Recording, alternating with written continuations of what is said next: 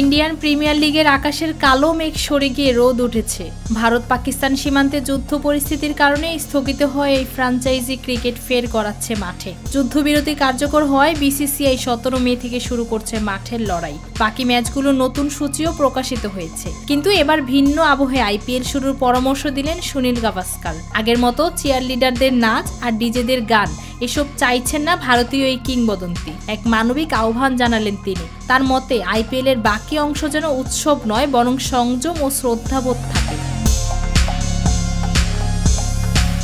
গাভাস্কার বলছিলেন, আমি সত্যিই চাই এই টুর্নামেন্টের শেষ কয়েকটি ম্যাচ যেন একটু সংযমের সঙ্গে হয়। দুঃখজনক কিছু ঘটনা ঘটেছে এবং কিছু পরিবার তাদের প্রিয়জনকে হারিয়েছে, তাই মাঠে যেন কোনো গান বাজনা না হয়। ইনিংস চলাকালীন ডিজেদের চিৎকার যেন না শোনা যায়।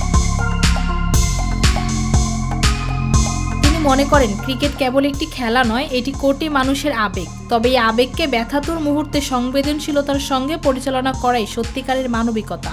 ভারতীয় এই লিজেন্ড আরও বলেন, আইপিএলে এইসব নাচ গান বাদ দিন, খেলা হোক, দর্শক আসুক, খেলা উপভোগ করুক। তবে টুর্নামেন্টের বাকি অংশটি যেন শুধু ক্রিকেটেই সীমাবদ্ধ থাকে, কোনো নাচের দল নয়, কোনো বাড়তি বিনোদন নয়। কেবল খেলা হলে তা পরিবারগুলোর প্রতি সম্মান দেখানোর একটি উপযুক্ত উপায় হবে।